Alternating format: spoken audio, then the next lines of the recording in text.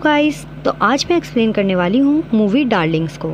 इसमें स्टार्टिंग में हमें एक बदरू नाम की लड़की और हमजा नाम के लड़के को दिखाया जाता है, जो कि एक दूसरे से बहुत प्यार करते थे और जल्द ही शादी करने वाले थे, क्योंकि हमजा की सरकारी नौकरी लग चुकी होती है। तभी हमें सीन कट करके 3 साल बाद का सीन दिखाया जाता है, जहाँ पे उन दोनों के बीच में वैसा प्यार नहीं होता है जैसे पहले हुआ करता था। अब हमजा बदरू को बहुत मारा पीटा करता था और दारू पी के भी उसमें जुल्म ढाता था और सुबह होते ही सब कुछ भूल जाया करता था, जैसे कुछ हुआ ही ना हो। तभी हमें सीन कट करके दिखाया जाता है कि बदरू की माँ उसके घर के पास ही रहा करती थी और बदरू उससे अक्सर मिलने जाया करती थी। बदरू की माँ को हमजा बिल्कुल पसंद नहीं होता है। वो उससे कहा करती थी या तो तू इसको छोड़ दे या तो इसको जान से मार दे। तभी हमें सीन कट करके दिखाया जाता है कि हमजा के बॉस उससे टॉयलेट साफ करवाना, सिंक साफ करवाना, ऐसे काफी काम करवाया करते थे और उसकी बाहर कुत्ते भर की भी औकात नहीं थी। लेकिन घर आते ही वो अपने आप को शेर समझने लगता था और बदरू को बहुत मारा करता था। हमें सीन कट करके जुल्फी नाम के लड़के को दिखाया जाता है, जो कि सेकंड हैंड चीजें बेचने आया करता था और माँ और बदरू को लगता था कि जुल्फी बदरू को पसंद करता है। इसी का फायदा उठा के बदरू और माँ उससे चीजें सस्ते में ले लिया करती थी। सीन कट करके दिखाया जाता है कि बदरू हमजा के लिए खाना बना रही होती है, जिसमें वो दारू छुड़ाने के लिए दवा डाल देती है और ये बात हमजा को पता चल जाती है और वो उसको बहुत मारता है। तभी हमें सीन कट करके दिखाया जाता है कि बदरू एक लाल कलर की ड्रेस पहन के तैयार होकर बैठ जाती है और हमजा का इंतजार करने लगती है। उसको लगता है कि हमजा को लुभाने के बाद उनके बीच में एक बच्चा आ जाएगा तो ये सारी प्रॉब्लम्स उनके बीच में कम हो जाएंगी। लेकिन तभी वहाँ रमन काका आ जाते हैं, क्योंकि कॉलोनी में बिल्डर आया हुआ था, जो कि बिल्डिंग तोड़ के दोबारा बिल्डिंग बना के उसमें फ्लैट देने वाला था। कॉलोनी के सभी लोग मान चुके थे, लेकिन हमजा नहीं माना हुआ था। उसी की वजह से सारा काम रुका हुआ था। लेकिन तभी वहाँ हमजा आ जाता है और बदरू को वहाँ से ले जाने लगता है। बदरू हमजा को समझाने लगती है कि अगर बिल्डिंग टूटेगी तो वहाँ पे नए फ्लैट भी बनेंगे और हमें नया घर भी मिलेगा। लेकिन उसी दौरान हमजा बदरू के द्वारा लाई गई नई सैंडल को देख लेता है, तो उसको लगता है कि बदरू स्टाइलिश बनने की कोशिश कर रही है और वो इन दोनों बात का गुस्सा बदरू को मार के निकालता है। लेकिन सुबह होते ही बदरू से वैसे ही प्यार जताने लगता है जैसे कल रात को कुछ हुआ ही ना हो। लेकिन बदरू इस बार नहीं सुनती है और कमरे में जाके बैठ जाती है। हमजा उसे बाहर से काफ़ी आवाज़ें देता है, लेकिन बदरू इस बार उसकी एक नहीं सुनती है और कमरे में ही बैठी रहती है और हमजा बाहर से ही गुस्सा करके उस पर निकल जाता है। इससे हमें पता चलता है कि प्रॉब्लम दारू के अंदर नहीं बल्कि हमजा के अंदर होती है। इस इंसिडेंट के बाद बदरू के अंदर बहुत गुस्सा भर जाता है और वो घर की चीज़ें तोड़ने फोड़ने लगती है। तभी वहाँ पर उस वक्त वहाँ जुल्फी आ जाता है और उसे पता चल जाता है कि फिर से बदरू के ऊपर हमजा ने हाथ उठाया है और वो चुपचाप जाके हमजा के खिलाफ पुलिस में रिपोर्ट दर्ज करवा देता है। और तभी बदरू और उसकी माँ को पूछताछ के लिए बुलाया जाता है और तभी पुलिस बदरू से कहती है कि तुम अपने पति के खिलाफ रिपोर्ट दर्ज करवा दो और इसी बात को लेके बदरू मान जाती है। तभी बदरू की माँ पुलिस वाले से कहती है कि ये मर्द लोग औरतों पर हाथ क्यों उठाते हैं, तो पुलिस वाला उसे कहता है क्योंकि औरतें उनको अपने ऊपर हाथ उठाने देती हैं। लेकिन तभी वहाँ हमजा आ जाता है और वो बदरू से अकेले में मिलता है और उसके सामने नाटक करने लगता है कि जैसे वो उससे कितना ही प्यार करता हो और बदरू भी उसकी बातों में आ जाती है। उसके खिलाफ रिपोर्ट लिखवाने से मना कर देती है। उसकी माँ उसे बहुत समझाती है, लेकिन तब भी वो नहीं सुनती है। तब भी वो बाहर जाती है और उसकी माँ उसे एक कहानी सुनाती है। वो बताती है कि एक जगह बहुत ज़्यादा फ्लड आया होता है। तभी वहाँ एक मेंढक बैठा होता है, उसके पास एक बिच्छू आता है। वो कहता है कि मुझे तुम अपनी पीठ पे बिठा के ये नदी पार करवा दो। लेकिन मेंढक बोलता है कि अगर तुमने मुझे काट लिया तो बिच्छू बोलता है कि अगर मैं तुम्हें काटूंगा तो तुम्हारे साथ मैं भी डूब जाऊंगा। लेकिन तभी जब नदी पार हो जाती है तो बिच्छू मेंढक को काट लेता है। तभी मेंढक उससे पूछता है कि तुमने ऐसा क्यों किया, तो बिच्छू बोलता है कि मैं बिच्छू हूँ और काटना मेरी फितरत है। इस कहानी से उसकी माँ उसको बताना चाहती थी कि कुछ आदमी लोग बिच्छू होते हैं जो कि अपनी आदतों से कभी बाज नहीं आते हैं। लेकिन बदरू उनकी बात नहीं मानती और कहती है ये कहानी आपकी है क्योंकि पापा आपसे प्यार नहीं करते थे। दरअसल हुआ ऐसा होता है, बदरू के पापा उसकी माँ से बिल्कुल भी प्यार नहीं करते थे और बदरू के बचपन में ही उसके पापा कहीं खो जाते हैं, जिसके बाद से उसकी माँ ने ही उसको पाल पोस के बड़ा किया होता है। हमें सीन कट करके दिखाया जाता है कि सभी लोग घर वापस जा रहे होते हैं। तभी हमजा को लगता है कि उसके खिलाफ पुलिस कंप्लेंट बदरू की माँ ने करवाई है और वो उनसे छेड़छाड़ करने लगता है। तभी बदरू की माँ उससे बोलती है कि औरतों के ऊपर हाथ उठाने वाले मर्दों को नामर्द कहा जाता है। इस बात को सुन के हमजा को गुस्सा आ जाता है और वो उसकी माँ को एक मुक्का मार देता है, जिसकी वजह से उनकी नाक में से ब्लीडिंग होने लगती है और उसकी माँ वहीं गाड़ी से उतर जाती है। तभी बदरू की माँ बदरू से कहती है कि आज तुझे हम दोनों में से एक जने को चुनना पड़ेगा, लेकिन बदरू अपने पति को चुनती है और वहाँ से चली जाती है। एक दिन हमजा का ऑफिस में काफ़ी पेट दर्द करता है। वो हॉस्पिटल दिखाने जाता है तो डॉक्टर उसको बोलती है कि आपका लिवर सड़ चुका है, काफ़ी दारू पीने की वजह से आपको दारू छोड़ना पड़ेगा। तभी वो घर पहुँचता है और उसे पता चलता है कि उसकी बीवी प्रेग्नेंट है। उसने बदरू से पुलिस स्टेशन पे एक वादा किया होता है कि अगर उनके बीच में एक बच्चा आ जाता है तो वो दारू पीना छोड़ देगा, और तभी वो उससे कहता है कि मैं अब अपने वादे पे कायम रहूँगा और दारू पीना छोड़ दूँगा। लेकिन बदरू को क्या पता था कि उसका लिवर ख़राब हो रहा है, इस वजह से वो अपने फ़ायदे के लिए दारू छोड़ रहा है। नेक्स्ट सीन में हमें दिखाया जाता है कि बदरू अपनी माँ के पास जाके ये खुशखबरी सुनाती है और उसकी माँ सारे गिले शिकवा भूल के उसको गले से लगा लेती है, और तभी हमजा भी आके माँ से माफ़ी मांग लेता है। हमजा ने अब दारू छोड़ दी होती है क्योंकि उसका लिवर ख़राब हो चुका होता है, ना कि उसने अपने बच्चे के लिए ये बलिदान दिया होता है।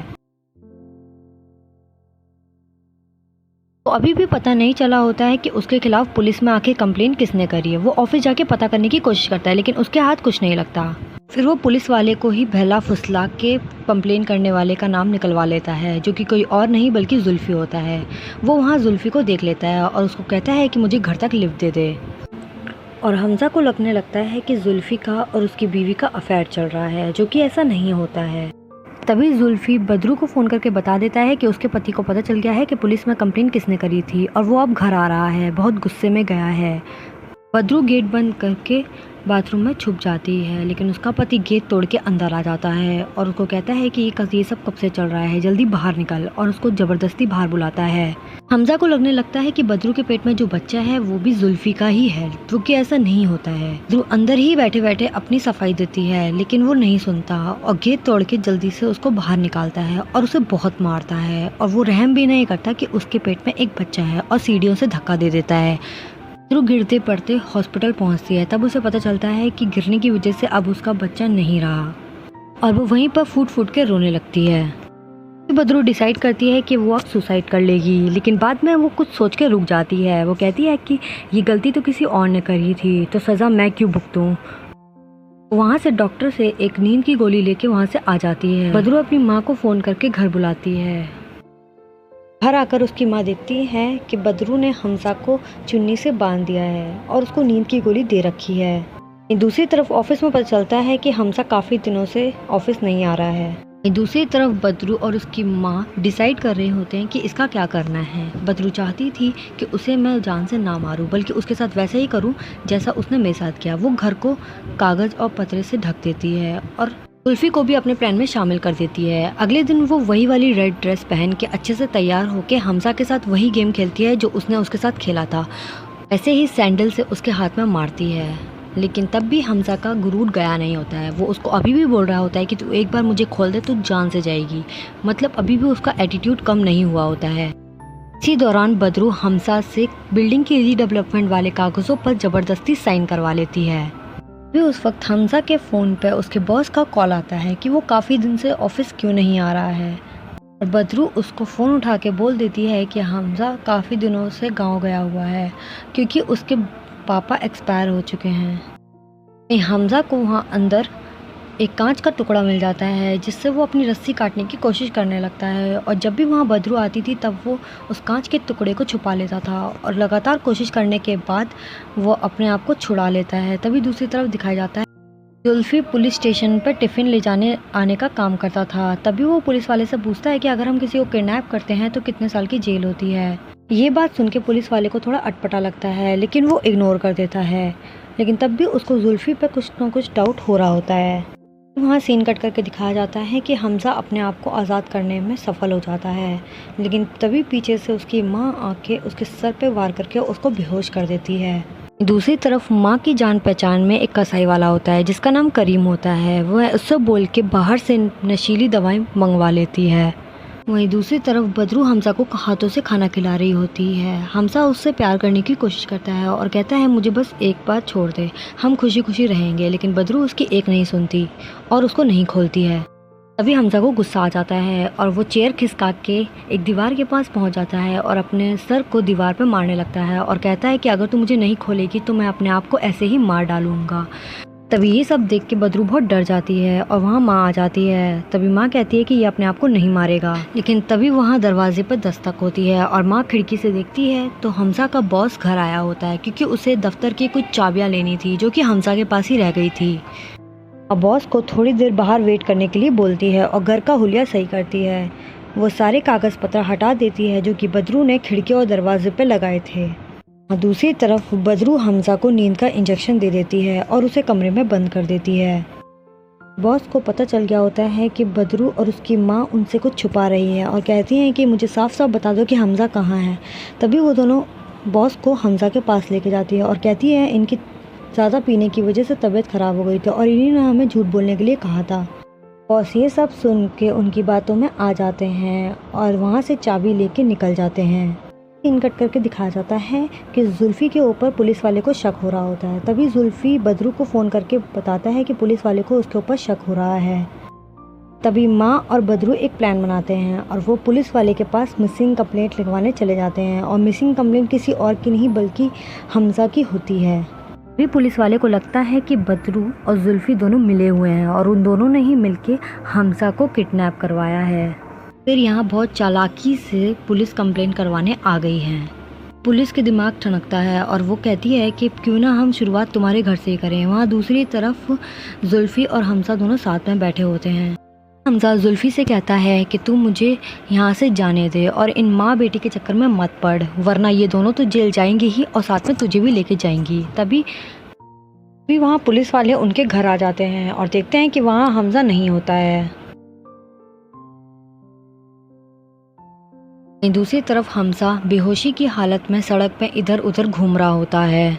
वहाँ बदरू और उसकी माँ जुल्फ़ी पे सारा इल्ज़ाम डालने की कोशिश करती हैं। तभी पुलिस वाला कहता है कि तू बदरू को पसंद करता है, तभी तूने ये प्लान रचा है। तो जुल्फ़ी कहता है कि मैं बदरू को नहीं बल्कि बदरू की माँ को पसंद करता हूँ। और ये सब सुन के वहाँ सब शॉक हो जाते हैं। तभी दूसरी तरफ पता चलता है कि हमजा मिल चुका है और वो पुलिस स्टेशन पे बैठा है। तभी वहाँ बदरू और उसकी माँ और जुल्फ़ी आ जाते हैं। हमजा को बेहोशी की दवाई मिल रखी थी, इसीलिए वो बोलने की हालत में नहीं होता और इसी बात का फ़ायदा उठा के बदरू उसको दोबारा घर ले जाती है। तभी बदरू की माँ बदरू को समझाती है कि तू इसे जान से मार दे, ना रहेगा बाज और ना बजेगी बांसुरी। तभी बदरू का दिमाग ठनकता है और वो कहती है कि दारू लेके आ, और वो जुल्फ़ी के साथ मिलके हमजा को खूब दारू पिलाती है और छत पर ले जाके उसे वहाँ से गिराने लगती है।